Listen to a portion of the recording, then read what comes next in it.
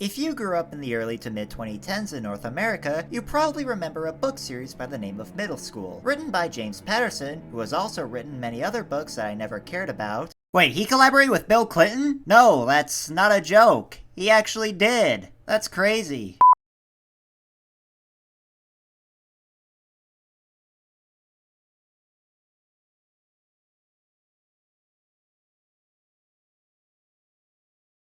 Middle School is among the pantheon of many cartoon book series such as Diary of a Wimpy Kid, Big Nate, and Dork Diaries. Unfortunately, I was only ever able to read the first two Middle School books. I wanted to read the third one, but my school decided it wasn't age appropriate and wanted me to read more advanced books. Jagoffs. Regardless, I did enjoy the books I could read, and when I heard there was a Middle School movie coming out in 2016, I was excited to see it. I mean, the Diary of a Wimpy Kid movies were good, so when I went to my local movie theater, I expected the same thing.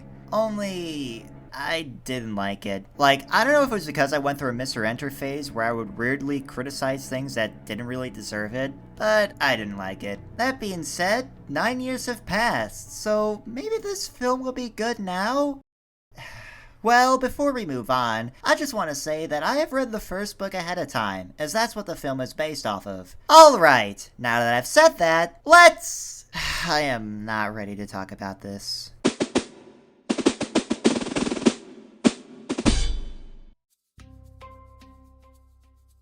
The movie opens up with one Rafe Kachadorian sitting on his bed drawing stuff. God, he's like 11 and he's already better than me despite being half my age. It's not fair. But he doesn't just like to draw, he also likes to imagine his drawings doing things. But it's time to wake up as Jules, his mother, gets him out of bed. Turns out it's Rafe's first day of middle school, or as his mom puts it, I know it's hard, starting a new school mid-semester. Jules is followed by Georgia, Rafe's younger sister, who also has a dog, Calvin, and... For the billionth time, it's Mr. Giggles to you. Right. Also, she has a tendency to get in the driver's seat of cars. But the three make it to school on time, where Rafe then meets the school's principal, Mr. Dwight, hard-ass extraordinaire. Being new does not entitle you to swagger in here with no clothes on. I'm wearing clothes. No, those aren't clothes. Those are rule violations. Every single thing you have on flies in the face of rule number 22. But thankfully, Rafe has his best friend with him, Leonardo, or just Leo, who only ever communicates with Rafe. Foreshadowing. At Hills Village Middle School, it is literally 1789 or whatever they call it. And no, I'm not joking. Look how everybody walks to class. Just make sure to not run into Vice Principal Stricker, as she'll do you in. Anyway, it's time for homeroom, where one Mr. Teller teaches a class... Oh.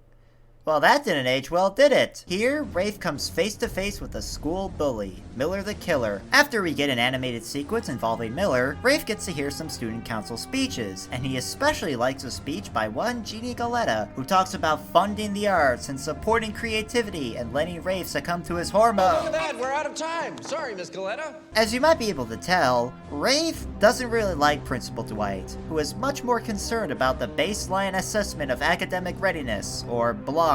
So Rafe imagines him as this zombie, to which the other kids find amusing after taking his notebook. And after it's been passed around for a while, Stricker confiscates the notebook and gives it to Dwight, who has Rafe come to his office. He makes it clear that he does not tolerate this sort of thing in his school, so much so that he calls his other lackey, Gus, to come with a bucket of acid to destroy it. No, I'm not kidding. Why do they have that? It's probably not a great idea to keep a bucket full of acid in a middle school, but if you can think of a better way to dissolve notebooks, I'm all ears. Why are you still here?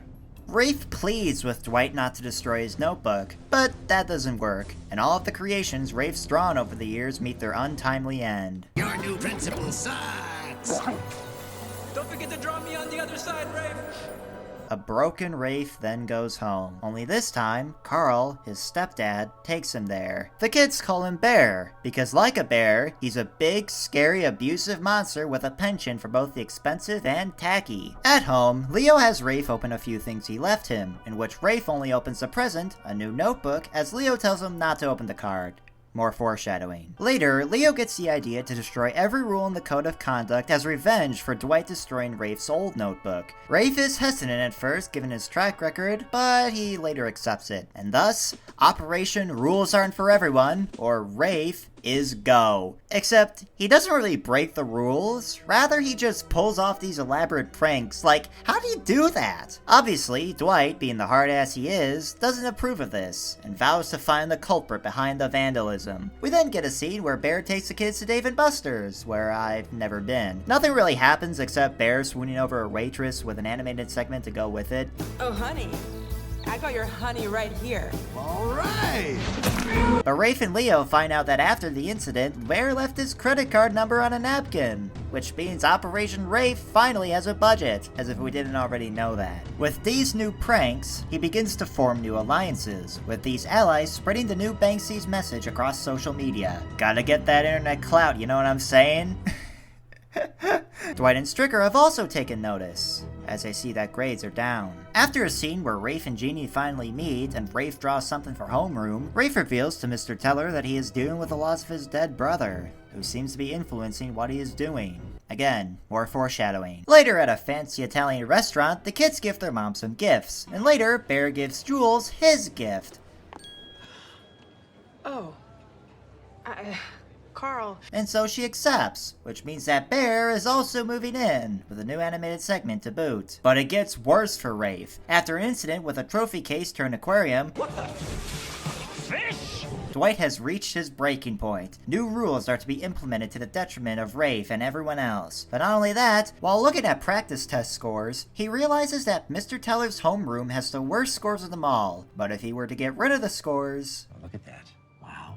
We jump right back up to number 1. If there's anything Dwight and Stricker love more than rules and regulations, it's results. They're the #1 school in the nation, and they don't want anyone to change that. They even have a #1 bush on the front lawn of the school. Like, what the hell? Anyway, they then conspire to get rid of Teller's students so they won't take the blar. Right after we get a scene in which Dwight enforces his new rules on Jeannie, who is swiftly given a detention despite Rafe's best efforts. Later, after Rafe comes home from setting up his next prank, Georgia is found waiting for him in his room where she confronts him about what Bear wants to do to him. In an earlier scene, we find out what that is.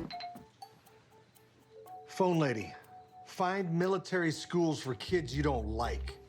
I find no Applebee's in your area. That's not what I didn't... Obviously, Rafe doesn't want that, so he makes a promise to Georgia that there'll be no more pranks. But by the day before the blar, Dwight has seemingly caught Teller's class in the act, and he has proof. Spray paint, pink hair dye, fish food, post-it notes, and balls. As a result, he has both Teller's class suspended and Teller himself fired. Yeah, not like us, jagoff. But Rafe, seeing the injustice, ends up spilling the beans to Dwight. But Dwight doesn't care, as the scores are more important than actually punishing the right person. He tries bribing Rafe into secrecy, but Rafe would rather just make it rain. No. Hey, no! No, no, no, no, no, no! And after that's done, he gets expelled. Uh-oh. Jules is not happy about this and believes Bear is right to send him to military school. But after they talk about Rafe's dead brother... Opa! Surprise! All this time, Leo was actually Rafe's dead brother, and the scenes we see him in are all in Rafe's head. After Rafe finally opens the card from his now dead brother, Jeannie comes in saying that she knew Rafe was responsible all along, but not only that, she has proof that Dwight set Teller's kids up. So, together with Georgia, they leave the house in Bear's car, all while banding together with Teller's kids, including Miller and Gus, the acid bucket guy, and thus, they get to work. So by the day of the blar, Dwight and Stricker get to see the fruits of their labor. Hey! Looking for Dave! Principal Dwight is a hypocrite who likes to make the rules but thinks he's too good to actually follow them himself. We have proof that he planted evidence in his own students' lockers. Dwight and Stricker then go after Rafe, but Gus gives Rafe a ride, and after a chase viewed through Rafe's imagination and Dwight getting the Biff Tannen treatment, Superintendent Wang arrives with Teller to set things right. Meanwhile, Jules finally sees Bear for who he really is. She's missing. The baby's gone. Oh, no. That's what you're so upset about? Yes! Well, don't worry. She probably went to a friend's house. I'll give Georgia a call. What are you talking about? What are you talking about? My car! It's missing! And so, after reconnecting with her kids at school, she dumps Bear for good. Dwight and Stricker then lose their jobs, Leo then leaves for the big space cruiser in the sky, and Rafe and Jeannie... Ew, like, no! But that's it. That's the movie.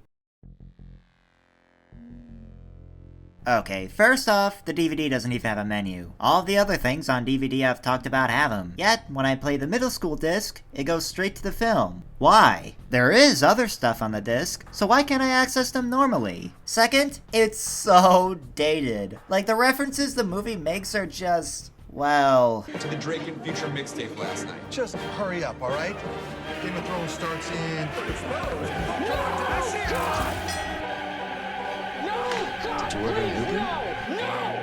What is that?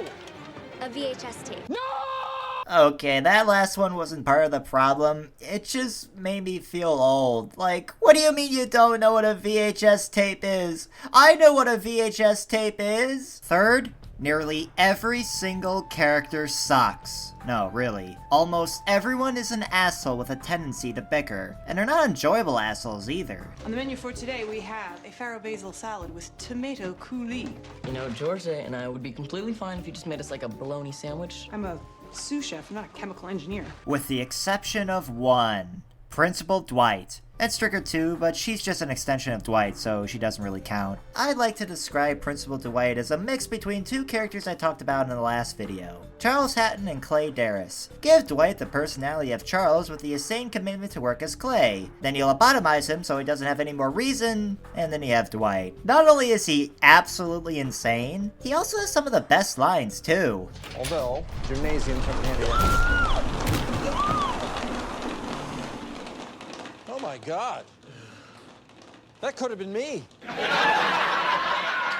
But even then, like all the other characters, I do have a problem with the movie's depiction of Dwight, and that is he's nothing like his book counterpart. Actually, most of the characters in the film are nothing like their book counterparts, with the exception of Georgia, Leo, Jules, and maybe Rafe, Bear, and Miller. Allow me to quickly summarize the book. In the book the movie is based off of, we get to see the world through the mind of Rafe Cachadorian, who is about to start his first day of middle school. However, he doesn't quite accept it. To him, middle school is boring. As a result, he tends to view some of the people in his life as something to be against, like Vice Principal Stricker and her code of conduct. So, as a result, he formulates Operation Rules Aren't For Everyone with the help of his friend, Leonardo the Silent. Its goal is to break every rule in the code of conduct. Stuff like, don't pull the fire alarms, don't be late to class, don't cut in line, that sort of thing. And he doesn't hide the fact that he's a bad kid either. He makes it known he's a troublemaker with his whole chest. Nothing like the elaborate schemes he pulls off in the movie. The closest he gets to something like the movie is near the end, where he vandalizes one of the school's walls with graffiti. Yet, as Rafe continues to break the rules, he starts to get in more and more trouble, eventually leading to him getting arrested and later expelled as a result of the mural and one final scuffle with Miller. Speaking of which, as for people who are actually bad,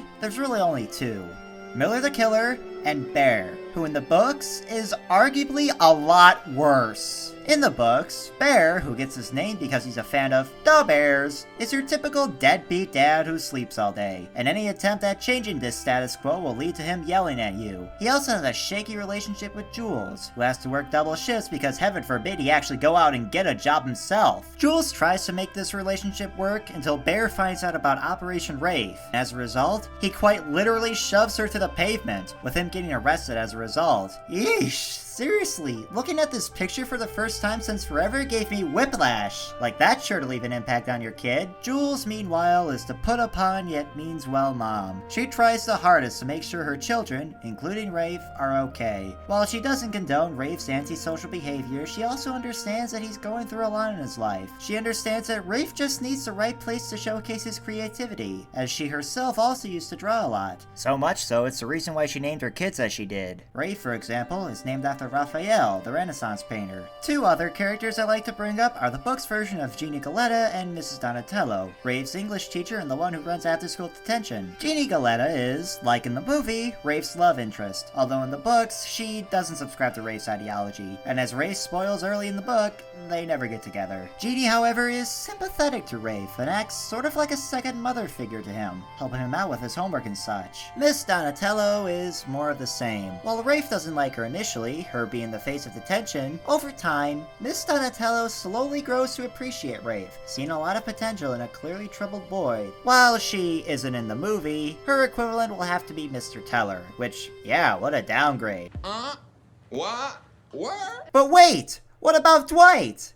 What about him? He's irrelevant! Okay, not really. But everything aside, his and Stricker's roles are far less significant in the book than in the movie. In the book, there are simply more authority figures that Rafe doesn't fully understand. Let me say that again. Doesn't fully understand. While Rafe shows the world through his imagination, he also takes some moments to tell the reader like, yeah, I didn't see the Lizard King in his dungeon, that's just a principal. And that's exactly what he is. Dwight is not a megalomaniac authoritarian who gets hard over rules, regulations, respect. He's just a principal, trying to make sure the kids at his school don't do anything bad, with Stricker being more or less the same. They do lead the charge to expel Rafe, but that's only because he kinda deserved it. Middle school, the worst years of my life, to me at least, is about a boy struggling to grow up in a world where everyone expects him to be, while on top of dealing with a horrid home life and the trauma of lost family. The book is overall very sweet, and it's one I cannot recommend enough. Now conversely, what is the film about? It's about a boy with a big imagination who finds himself in an evil school led by evil people. And so the brave boy starts a movement to liberate the school, in which they end up successfully exposing the staff for their hypocrisy and desire for results over actually learning. What, did Rafe himself direct this film? Okay, in all fairness, the movie's message isn't bad. The education system in America is broken. I've lived through it. I know. But that's not what the book is about. Or is it? While making this video, I discovered that the middle school book series is still ongoing. Like, yeah, no shit, but as I read the summaries of the newer books, I saw that Rafe's adventures get more outlandish and insane, even at one point teaming up with James Patterson's other characters. By the way, he's still in middle school after what, 14 years? Jesus, this looks so washed. Like Diary of a Wimpy Kid. Or maybe that's just me getting old. I don't know.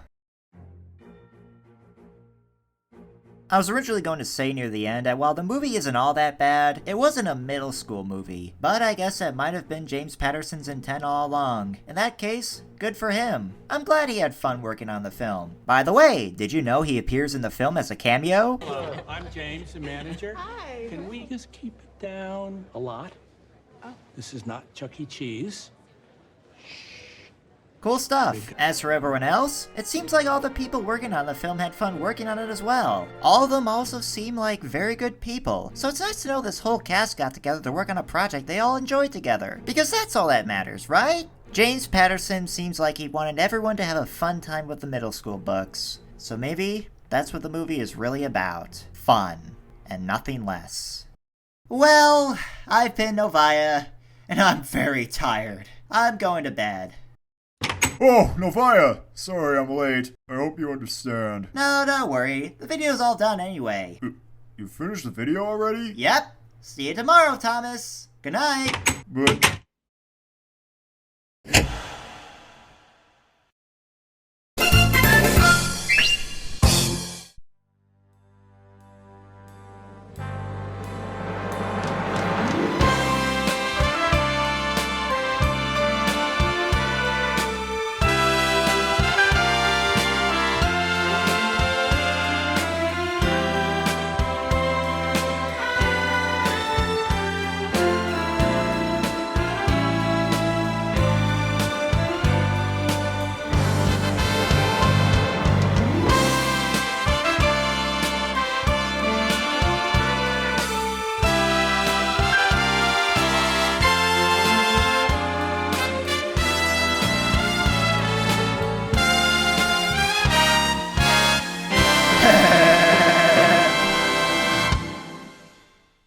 So you think it's the end of Novaya, huh? Well, we haven't even started.